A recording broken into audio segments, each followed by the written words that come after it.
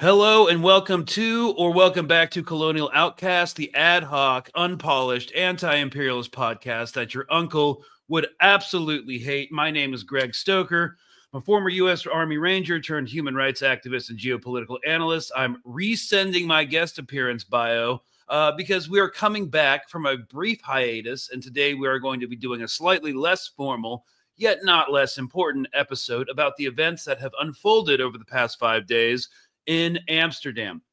Basically, a bunch of fascist football, soccer hooligans went to a match in a foreign city, specifically Amsterdam in the Netherlands, destroyed property, assaulted a taxi driver, sang chants riddled with anti-Arab hate speech, disrupted a pre-match moment of silence for the victims of the recent flood in Valencia, Spain, in which over 200 people died with chants and firecrackers, and then got their ass beat after the game by the local population, so they called in the army. And if you're thinking this sounds very Israeli, you ain't wrong. Now, this story has been fully observed and fleshed out and commentated upon, and before it gets swept away by the 24-hour news cycle into the dustbin of Zionist history, there are some very important and comic observations and analyses to make. To that end, we are joined by anti-Zionist Jewish comedian and co-host of the Palestine Pod, which is linked in the description, Michael Schertzer. Thank you so much for coming on again. I know you're doing a comedy tour in Ireland, so I appreciate you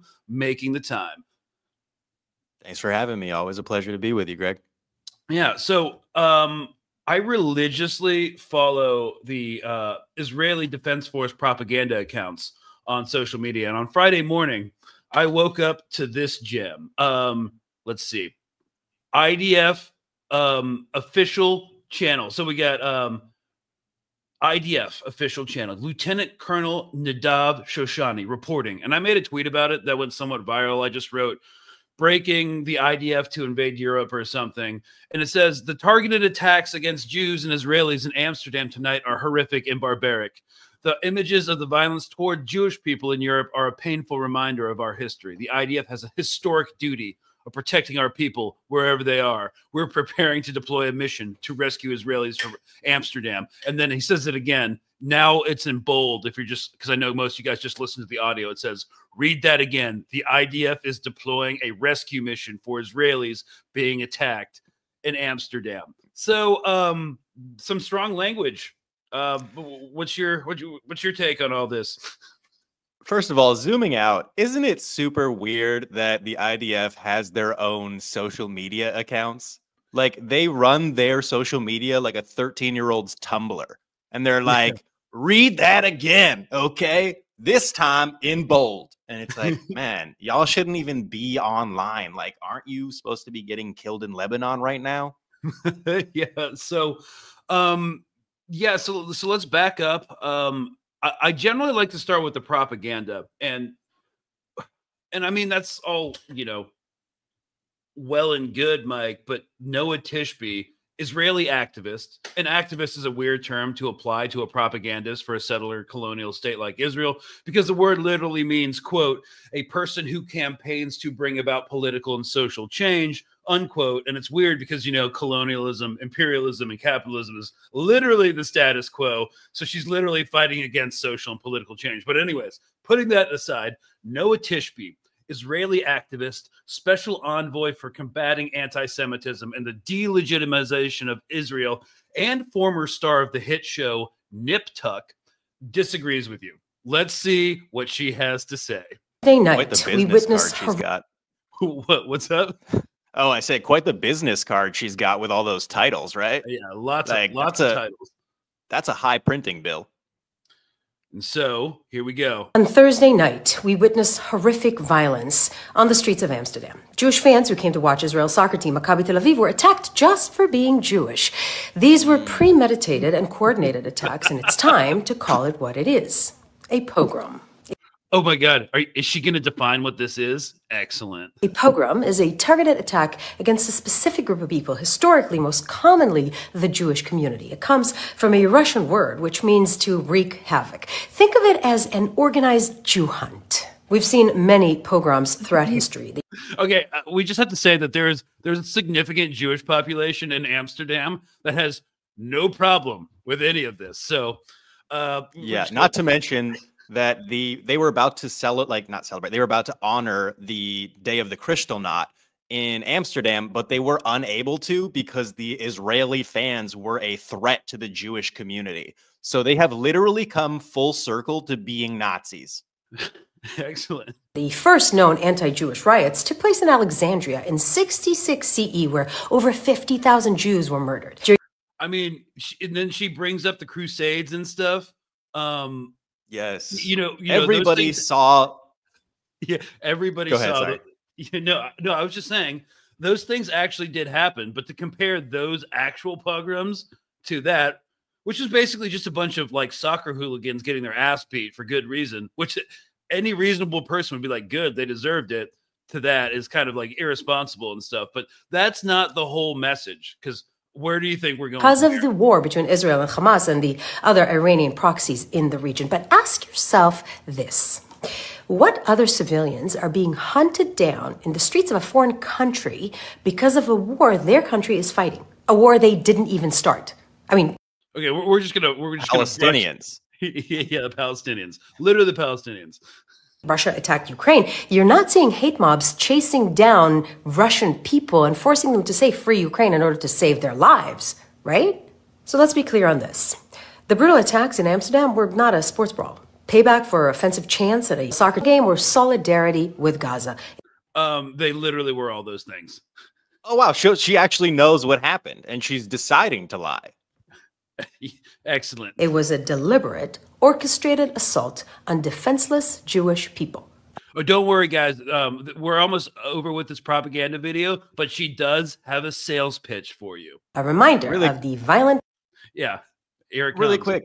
When she says defenseless Jewish people, does she mean that they were police protected and had Mossad in their group? Yes, and before we like get into contextualizing the whole thing, yes, there were Mossad agents with the fans, and we're gonna look at a Sky News report where we just see a cop car drive by when they're like ripping down Palestinian flags and doing property destruction. But we got to get to this sales pitch. Pogroms our communities have faced for centuries. This is the result of years of ignored warnings about anti-Semitism, unchecked and preposterous lies and slander about Israel, and the worldwide spread of radical jihadi ideology. It's time. Guys, you just got your ass beat because you're acting like a bunch of assholes. But anyways, here we go. For leaders around the world to take anti-Semitism and its modern form, anti-Zionism, very seriously. The difference between Thursday night's pogroms in Amsterdam and the ones that the Jewish community have faced for 2,000 years is that now the Jews have a place to go. They have a country that can defend them and come to their rescue. Now, violence against Jews never brought on peace, and it sure is not going to free Palestine. All right, so she's saying come to Israel, but also here's the warning for the rest of us non-Jews. But here's what we do know. That historically, violence that starts with the Jews doesn't end there. And this is something that should be of grave concern, not just for the Jewish community, but for humanity at large. Okay, a lot to unpack there. You've been dealing with Zionist propaganda and targeted like hit pieces and slander for a long time. So what are your insights into what we just witnessed? I love that she was like, this is an organized attack against Jews, as though it would be better if it was like disorganized. You know, it's like, like it's the structure, and it's also not an organized attack. Like the people in Amsterdam were responding to provocations, to instigations from Zionist settlers, right? Who are insufferable everywhere they go, but specifically at sporting events. And it's like, look, you fucked around and you found out, and then a couple of you took a dip in the canal. It's really not that deep. I mean, the canal or the situation, right? Like, and I don't know if you know about the Amsterdam canals, but they are disgusting. They're full of like trash and piss and vomit, and still the nastiest thing in there, the Israelis. Okay. Well, yeah, I think like an ex IDF reservist had to jump into the canal to escape the organized Jew hunt, and he was forced to swim away while screaming "Free Palestine," which was just kind of like a little bit embarrassing. But I just kind of wanted to, because no one else is reporting on this, especially in like the mainstream media, just to show the culture of the fans. Now, as I understand it, Maccabi Tel Aviv is like an alt-right wing soccer club or football club. Sorry, guys. I know half the podcast audience is not American, but it's just going to be soccer for this podcast. We're sorry. Right. So they're also one of the most violent fan bases that exist in the soccer league. They have like some of the most reported instances of violence.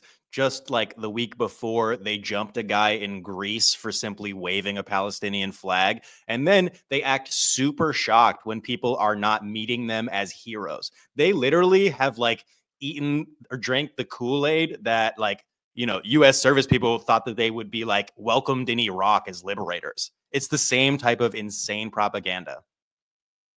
Yeah. And so they have this rival team that's more like, I don't think anything in Israel is going to be left wing, but more like liberal. And it's like Hapor, like, I don't know. They were singing. What is a left wing Zionist? What is that, like biodegradable bullets? Yeah, I don't know. So, this was just to demonstrate the hooligan culture that these guys were bringing to the table. We're going to look at one of their songs that they sing at one of their rival soccer clubs in Tel Aviv.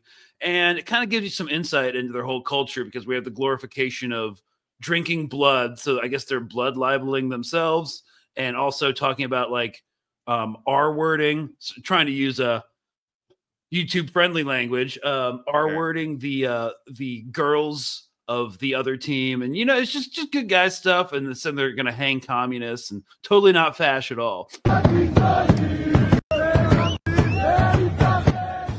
Okay. So basically they're in a big mob, and it's in Hebrew. So I'm just going to read the subtitles. It's, "You are the whores of Arabs. We're ashamed of you. At the end of the day, Gate 5, we will fuck you.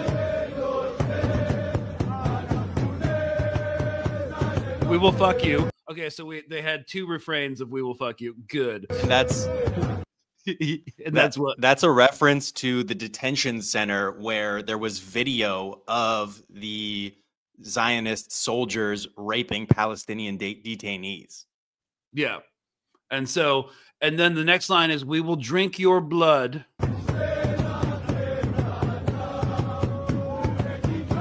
We will drink your blood in the town square. We will hang every communist who comes here." Okay, now here's the real gnarly one. "We will take your girls who love to party.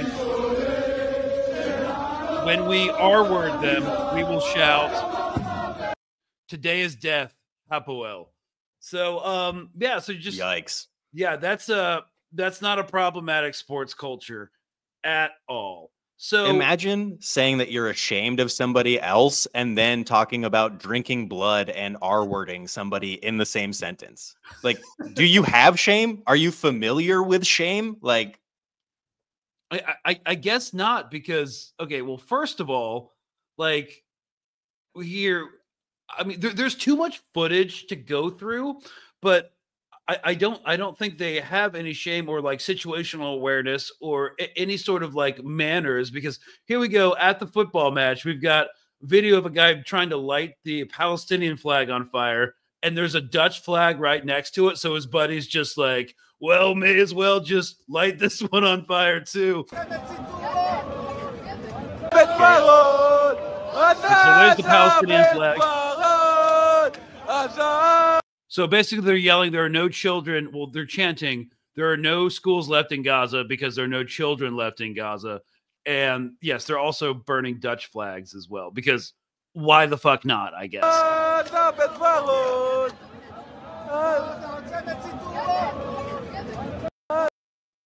Okay, so now that's kind of like, we can get into more footage later, but I guess one of the real reasons I wanted to do this episode is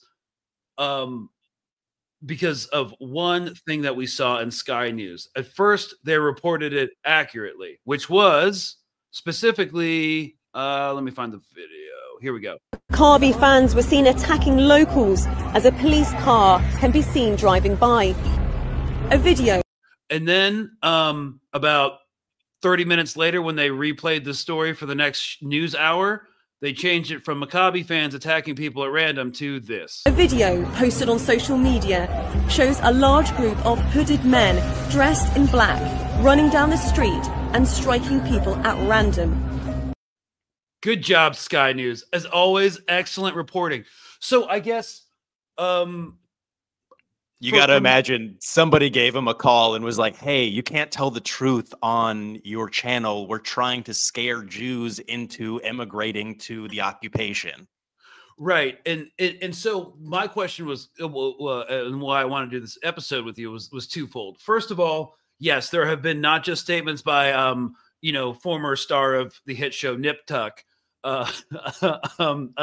saying this, but you also have Israeli MPs saying we implore all the Jews of Europe to come to Israel before a second Holocaust happens again. Don't wait until it's too late. And so I guess, like, what are they trying to accomplish here, essentially? Yeah. So if you only listened to mainstream media and you didn't have access to social media or the independent journalist or even the Amsterdam police who came out with a statement saying that it was Zionist instigators who started all of this violence, then you wouldn't know that this is a Zionist instigated riot, basically. Like, you would think, because the way that the mainstream media was reporting it, that it was a pogrom against Jews. And as somebody whose family actually left pogroms, that's a super offensive comparison, because we all know that pogroms don't start with death to Arabs chants, right? And so what they're trying to do is reuse an old playbook. In the 1950s, the Mossad, who was integrated into these soccer fans, they were responsible for terrorist bombings in Iraq, in Baghdad, in Egypt as well, in Morocco, in Tunisia. And the goal was to create unrest for the Jewish citizens of their actual homelands and get them to immigrate to this new genocidal project, what idiots call Israel, right? And so this is something that they've done before. And Professor Avi Shlaim is a British Israeli historian. He's written extensively about it. He talks about how there were numerous terrorist attacks that were carried out by Mossad in order to get the people to immigrate, and also to make it so that people in the governments of those countries would suspect all Jews of being Zionist agents. And it's also mentioned in Masoud Hayyoun's When We Were Arabs. He confirms that there were a number of instances of Zionist terrorism. And you said that they don't have manners, and I have to agree, because I don't know if you know this, but a lot of people have to pay for swimming lessons. So they got one for free. Yeah. Okay, so what's striking is that what we've seen over the past year, and if you've been tracking this considerably longer, tracking this issue, it just seems like they haven't updated any of their tactics or procedures. They have the same playbook every time, but now it's getting more like petty almost than, scary Mossad bombings in the 50s and the post-World War II era during the Cold War. Now it's just like Noah Tishby talking shit on social media, but it's the same intention. So I was You're right. The quality of their product has dropped significantly. That's what happens when you franchise too much. Yes. So go ahead. Sorry. Oh, I was just going to say that it's, immediately after you saw them put out travel restrictions as well in order to stoke fears. They're trying to stoke fear among the Jewish population all throughout Europe because they are currently hemorrhaging bodies, right? They don't have enough people for their genocide army. And that's why they started drafting the Orthodox Jews. Over 500,000 settlers have left the occupation since October 7th, and that's an outdated number. I'm sure it's like near 1 million now, right? And so when we saw that the Zionist government put out travel restrictions for the Netherlands, I was like, wow, what a tremendous loss for the people of Amsterdam. What will they do with all that peace and quiet? Yeah. So I guess that your take is the main thrust of this is like twofold. One, to scared the Jewish diaspora into moving to Israel, which they'd have to be insane to do to be safe, because like Israel's not secure. The Iron Dome's really not doing too hot right now. Also, the IDF is demonstrably losing, and they can barely control that narrative.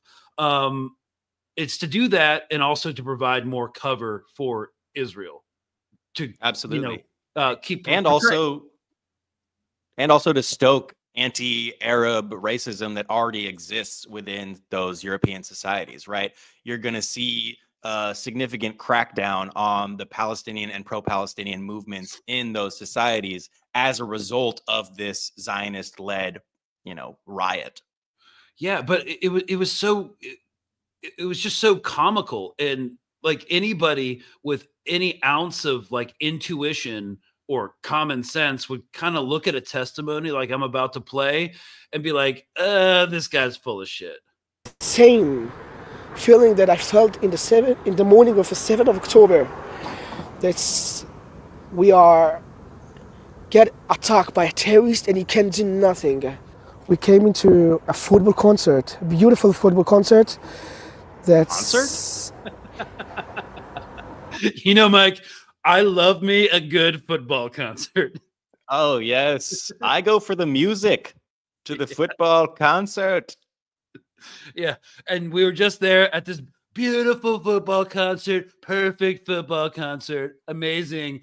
And we were attacked by terrorists. All right. So.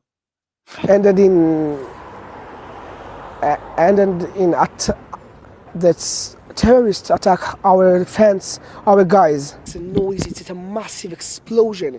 You can see a smoke coming from the ground, like something just came, something like explode, like a walking just land by you. Bro, nothing exploded. Literally. Also, could they have picked a worse spokesperson? Like, this guy can barely form a sentence. He's like, we went to a football concert, the biggest explosion. And it's just like, my bro, like, y'all are literally, most of you are from the United States anyways. There was nobody else you could find to do this interview. Yeah, I know. And he said they got attacked by terrorists, like on October 7th. And we all know now that it was the IOF who shelled a lot of their own people and shot them down with Apache helicopters. Right? Google Nova Apache helicopter. If you're still a Zionist supporter, you're going to have a bad time. Yeah. I mean, look, I did a number of combat deployments in Afghanistan. I've seen what Apache helicopters do to cars. And look, I'm not an expert, but it looks pretty similar. And I know for a fact that AK-47s don't do that. But yes. Anyway. No, they did all that with handguns, Greg. Nobody cares about your own knowledge. Like, yeah, no one does. They had those they had like those cricket guns from Men in Black, the tiny one. Yeah, it was a blunderbuss that did it all, I believe. Yes. Okay, well, you know what? I enjoyed this guy's commentary, so we're just gonna finish out the last of this video. Explosion in Israel, it's a war time in Israel, hard time in Israel. Israel. So Israel. I don't know what to prepare with. So. And then I got hit by a stone in my right side of the head. Okay, I mean, he looks like he's doing all right. Now I don't know. He does have a bit of a big head. He does have a big head, and honestly, he does sound concussed. Yes, he sounds like he's making absolutely no sense. So check on that man. So much, but I'm okay now. So are you okay now?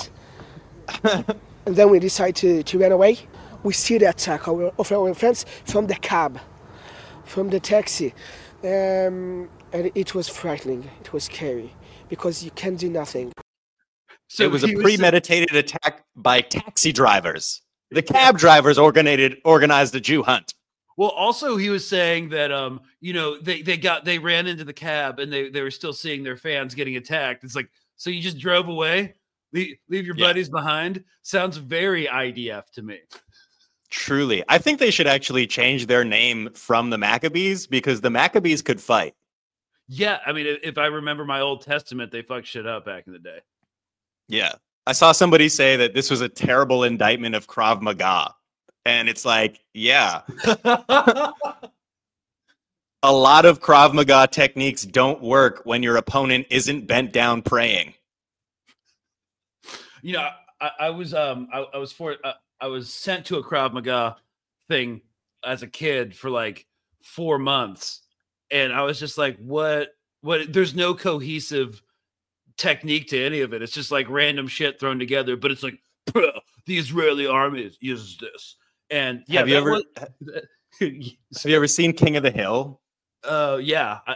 So one of the characters, one of his favorite things to do is pocket sand. Yeah. And it's like you just throw sand in somebody's eye. That's one of the first things you learn in Krav Maga. I missed that, but is that like a thing? Oh no, it's just a little joke. Oh, because at this point I would believe it because there's the whole like fending off a knife attack with a rolled up newspaper. Yeah. That you know. It's a bunch of scenarios that never would work in a real live situation because they're never facing any danger like that. Like they're not actually used to fighting people who have guns or military training. Most of them are used to taking pot shots at children from behind a barbed wire tower. Like that is their MO. And so they've created this fictitious martial art that is stolen from a bunch of different martial arts, and then they've made it worse. I think, like, look, I train jujitsu, and I've seen these people roll around on the ground like roly-polies. This shit is ridiculous. Okay, so you've seen Krav Maga people go against like actual trained like jujitsu. They get fucked up every time, and that's why they got fucked up by random soccer fans too, and that's why they're getting fucked up by the resistance, because the resistance is actually trained. The resistance has been preparing for this for decades now. And the occupation, their soldiers have been making TikToks. And I don't know, it's like not the best training militarily. I'm not a military guy, but dances on TikTok do not prepare you for ground combat, in my opinion. You know what? I would have to agree with that. So, yeah. And so eventually, like we're tracking the trajectory of this story. We actually have had some voices from Amsterdam, including, as you said, the head of the police of Amsterdam, saying that these guys started the riot. But you know, there has been some good reporting on this. The hooligans were walking around in our city. This is from TRT World France. They were armed and they were attacking. And this is a city councillor of Amsterdam, by the way, guys. People from Amsterdam, mostly people that looked like Arabs or Muslims, or people that were wearing Palestinian symbols. And they were tearing down flags from houses, Palestinian flags from houses. They were chanting, "Let the IDF win," to the Arabs. And this is actually part of a longer chant, which also includes, "There are no schools in Gaza because there are no children left." And these people, they brought banners with them, they brought stickers with them.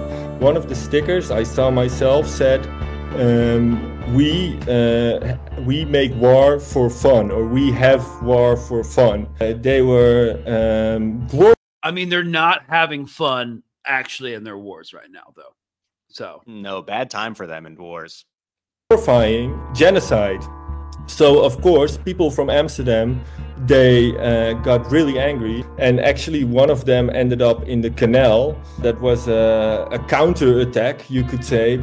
And there was actually a lot of police response, but it was mostly directed at the pro-Palestinian protesters. The media coverage in the Netherlands, it was, as far as I've seen, very one-sided. Titles like pogrom happening in Amsterdam, like people that were Jew hunting, and that was the frame, that these attacks on these Maccabi hooligans were actually anti-Semitic attacks, and completely leaving out the context in which all of this happened. And that context is not only the initial violence that was being used by the Maccabi hooligans, but it is also the Dutch government being complicit in the genocide. I think this is actually a well-known Zionist tactic to provoke, to attack, and then to play the victim. Yep, exactly. So, all that being said, how effective is this messaging, especially when the context is so easy to put into context what happened in Amsterdam with even like a 2-minute investment in finding the truth? You'd instantly get what happened. How effective is this messaging on Jews, whether like hardcore Zionist or just a little bit Zionist within the diaspora? I am not super plugged into Zionist Jewish, like messaging and sort of like that community. But I will say that if you are somebody who is not consuming alternative independent media, then you are being influenced by the major news stations. And so, I mentioned it at my show last night because there was a guy who was like, I'm from the Netherlands. And I was like, oh, great. You guys just beat up a bunch of Israelis who were rioting. And I didn't feel like everybody was super comfortable with it because I feel like not everybody knows the full story. So I think that if you're somebody who's just like an average media consumer and you're not investigating what actually happened, you might still be swayed by traditional media. But if you're somebody who, like you said, can invest even like 2 minutes into looking into what happened, then you recognize that these are perhaps the least sympathetic people of all time. Yeah, and it's like, like when Manchester United or like Liverpool goes, somewhere in Europe and acts like a bunch of idiots and they get their ass beat. Everyone's like, good. I'm glad that happened. Or they're just like, that's soccer fans. That's football fans. But when it happens to the Zionists, it becomes some national emergency. And that's why I think they're reusing that same playbook that they used in Iraq and in Egypt in order to garner both support for themselves abroad in like the court of public opinion, because they are losing public opinion based on, the genocide in Gaza, the destruction of the entirety of the medical infrastructure, and also with their assault on Lebanon. People are getting wise to the fact that they're not these like helpless victims. You know what I mean? Like nobody who is a helpless victim bombs an entire village, goes into those places, and then dresses up in the dresses and lingerie of the women that they've murdered. Like that's not a sympathetic figure. Yeah. That's not even good drag. So I guess now that we've kind of like established the threefold reasons to change the narrative: A, to scare the diaspora into coming back to Israel; B, to provide political cover for Israel to make them look like the sympathetic victims; C, to spread anti-Arab hate throughout Europe and North America in order to justify police crackdowns on organizations that are against the war. Yeah. So that's the three things that are going on. So I think a lot of people are getting wise to it. We need to recognize that people are still going to be coming on board a year from now and just waking up. I often reference the Vietnam backlash, how it took like 9 years of Vietnam War for people to be like, you know what, we're done. This is finally wrong, and of course, when kind of trying to build a movement, everyone's like, fine, took you a minute, but come on board, come on in. The water's nice. So, so to speak, in the canals. Yeah, very nice in the canals. In fact, more of the y'all should jump in there. That's actually the way that Zionists should be received everywhere, right? Like a big part of anti-fascism is confronting fascists in person and making sure that they don't feel comfortable to instigate riots in like various cities. That is literally how Nazis came about, is that nobody was pushing back against them enough to deter the movement from growing, right? And so they took over Europe, and they're kind of still in power in Palestine and in the United States right now. And it's like, you don't always get justice from The Hague, right? Sometimes you get justice from Amsterdam. Yeah. And I, you know, we're not going to see justice come from our compromised Western hegemonic governments. Right. And that's a great point that you made. A big part of resisting being anti-fascist is confronting fascists wherever they go. And I was wondering about this. Eventually, as this genocide continues, because Trump's not going to stop it. Sure. And he's just put Elisa Stefanik, who's a rabid Zionist, you know, in control of that whole program. And I think during this episode, I might have time to download her speech where she says, "We believe in religious freedom in this country. Therefore, we're cracking down on anti-Semitism." It's like, okay, well, I thought you were going to go somewhere else with that, but nope. Yeah. I wouldn't expect. Like, we believe in religious freedom. That's why we're rounding up all the Christians and Muslims and putting them in camps. Yeah, so it's not going to get better under Trump, but I think other countries that Zionists like to go to, we saw this with the Maldives, like no more Israeli passports, you know, yeah. Maybe if other countries like Thailand or, you know, like if they can't go to Ibiza anymore, that's going to be a problem. I mean, do you foresee that happening? Like, well, they're they're already flocking to other countries. Like I saw somebody say that the end of Zionism isn't going to sound like a loud balloon pop, but a slow sludge sliming out, right, all over the world and spreading all over the world. I think that was Steven Salaita. And so, you know, they are, as I said, hemorrhaging people. People are looking at plane trips to Cyprus, to Thailand. They're already buying up land other places because they recognize that the genocidal project is on its way out. And so, and part of that would be, as you said, making them feel uncomfortable in other countries.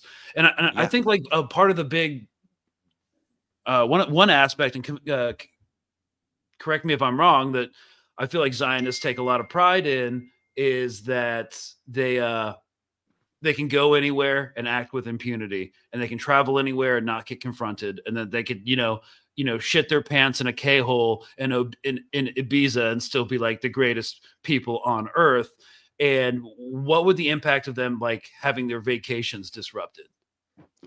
I think if people started to actually confront them, it would destroy their superiority paradigm, because they travel the earth literally thinking they are God's gift to humanity, and they are a blight on the history of Judaism. Yeah. And it just seems like any other settler colony, the second they start feeling uncomfortable, they leave.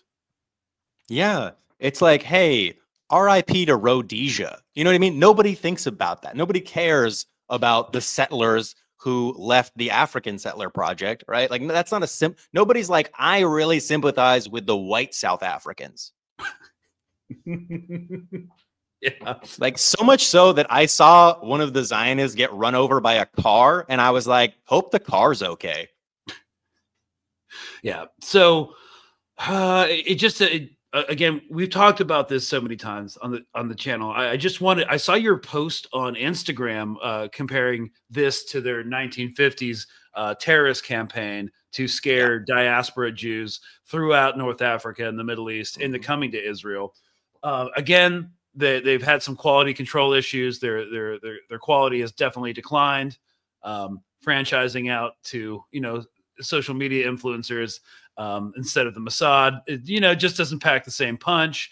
And so that's going on. I don't know. One of the bigger differences as well is like how we receive media, right? Because back in the 1950s, you just had newspaper clippings being like, Jews are attacked, and then literally nothing else. And so they did try and do that same thing with like Sky News once they neutered that report, and other media outlets who initially just reported that it was a quote unquote Jewish pogrom. You had Western leaders who had tweets that were already written, ready to post, right? I think they posted it before the thing happened.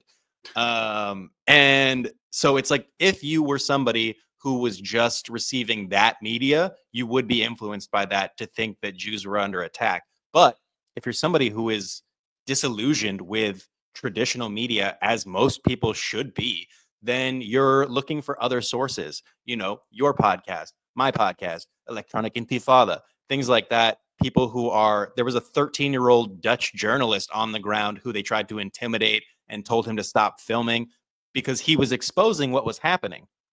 And so they don't want that. They don't want people to get the full picture and realize that not only are they not sympathetic, not only are Jews not in danger, they are. Zionists are the danger to Jews in that place and all places.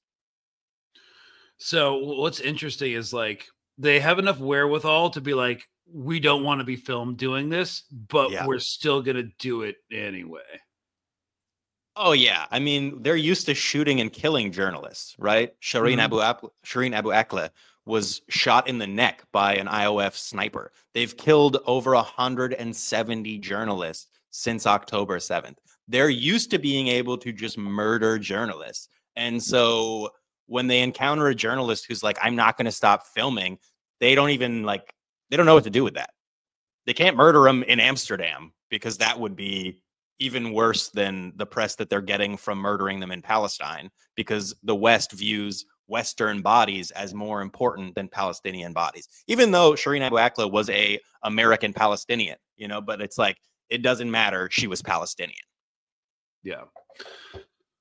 Well, what do you see coming from, you kind of mentioned this already, but what do you see coming from this hooligan riot?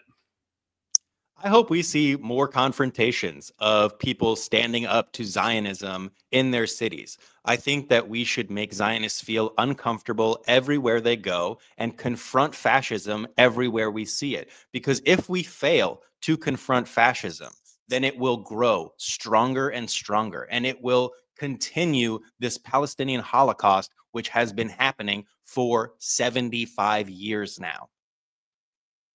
Yeah. I think that's something we like need to normalize. People are talking about like now that Trump's elected, you know, we need to do like the whole, of course, the whole leftist thing, like mutual aid, community defense, preparation, but also like another thing you can do that's actually going to be more effective than voting in a presidential election is, confronting fascists and Zionists and people who have, you know, you won't.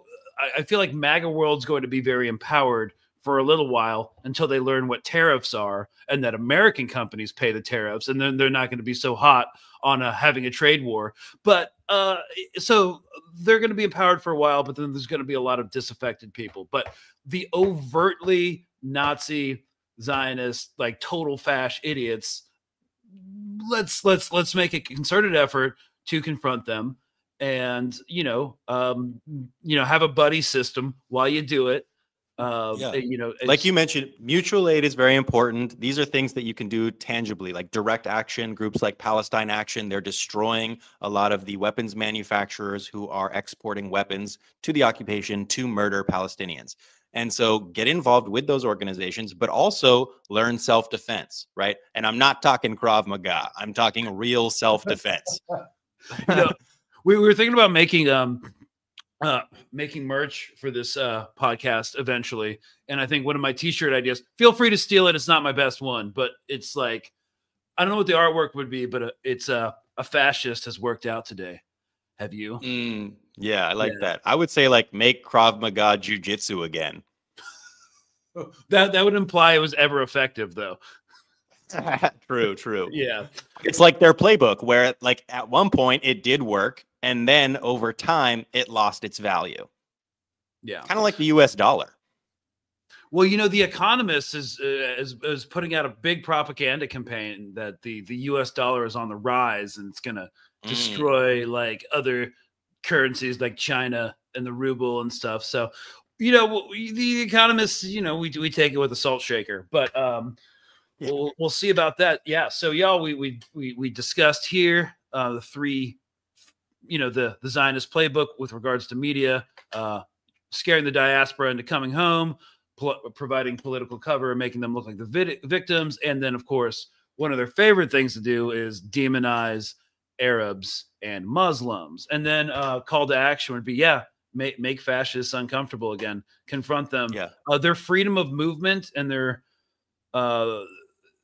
ability to act with impunity without being challenged is something that makes them feel safe enough to do things like, I don't know, commit a genocide in full view of the global public. So if you look at the Black Panther Party, the like instances of violence against the Black Panther Party were much less than other civil rights groups because they had guns. Because once they were willing to fight back, once they showed that they had the gumption to protect themselves, to engage in self-defense, the racists got scared. The racists were not as interested in sacrificing their own bodies, which they viewed as superior, for inferior bodies in their mind, right? So they were running scared. This happened in Monroe as well with Robert Williams. He was a member of the NAACP, but once he started picking up guns, the NAACP was like, we don't even like that.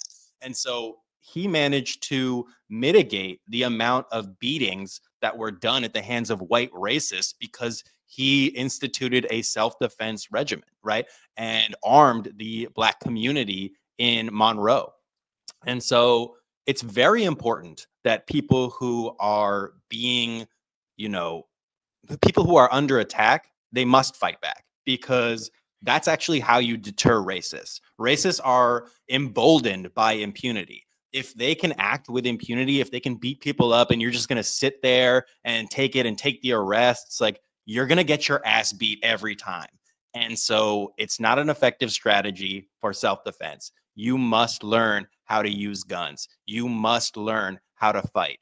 And when the time comes, employ those tactics.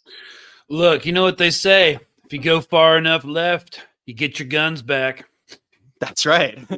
And also, like, you know, all these libs who are like, oh, we were going to vote out fascism. No, you were not. You were going to kick your feet up and stop doing anything that, you know, resembles activism, even though they're not activists. Like, they were never organizing. They were never like in the mutual aid trenches with us.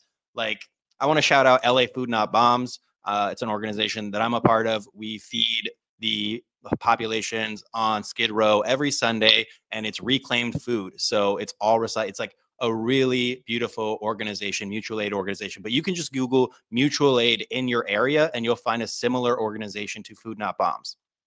Yeah. And one thing, we are going to be doing an episode on like different types of mutual aid, how you could start doing it.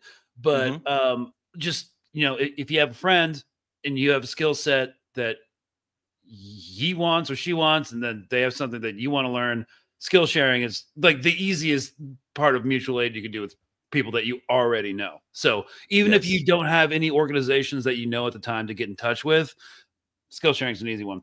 So yeah, guys. One thing I did want to say about the people who are like, you know, we're just going to vote away fascism. You know, sometimes they kind of rebelled because Harris lost, which people on the left have been saying for months. You know, we didn't need to look at polling data, skewed polling data, to know that. But they rebelled against it by being like, I'm going back to Starbucks. It's like, okay, so you're going to lean back into capitalism, which always collapses into fascism. But yeah, cool, dude. And that's how you know, like, they were never on the level to begin with. You know, they were never in it to begin with. And the same policies that Harris was offering are the same policies that Trump will implement. The only difference is the messenger, right? And so now you have people who will, because of their blind allegiance to a two-party system, they will actually be forced to confront the white supremacy that exists in the country.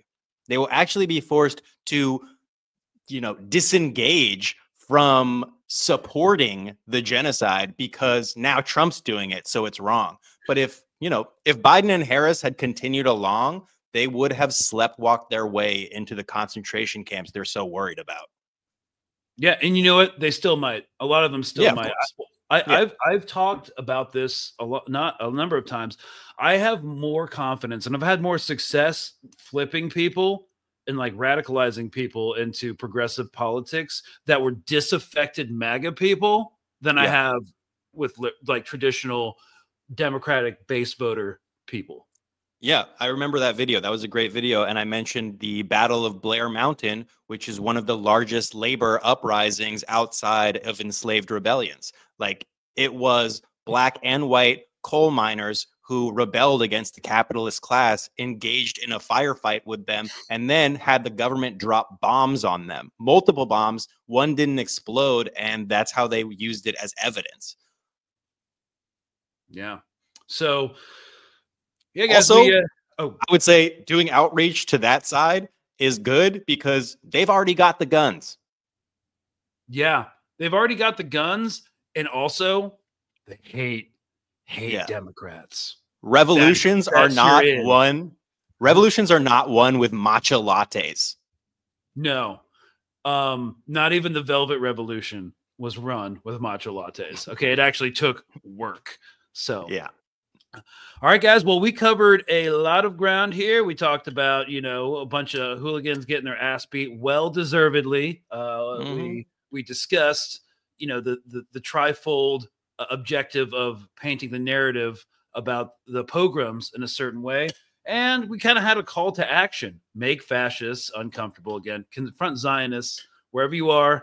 I wouldn't do it alone, but have at least a buddy system or, some other people. It's easier to do, like, if you're already part of an action, but even, just in the streets, if you see someone with, an Israeli flag t-shirt or something like that, you pretty much know where they stand. So making them uncomfortable is going to be something you can personally do to start chipping away at the Zionist feeling of invulnerability and impunity that will eventually kind of unravel or at least halt the ideology in their conducting of a genocidal campaign. So something you could do, a bit of a call to action. And cool. Hope this was a entertaining episode, y'all. We are back from the hiatus. And if you want exclusive content, you can check us out on Patreon. Check out the Palestine pod with Michael Schertzer. I think they're also on Patreon as well, if you want to get involved in that. And thank you so much, Mike, for coming on today. Thank you so much for having me. Big fan. Always a pleasure to talk with you. All right, man. Good luck on your comedy tour of Ireland, and maybe I'll see you in LA when you get back. Yeah, maybe we can go punch fascists together. Yes, punching, just door kicking Nazis was good pastime for all of us. So, all right, guys, we'll see you on the next one. This has been Colonial Outcasts, and we'll see you later this week.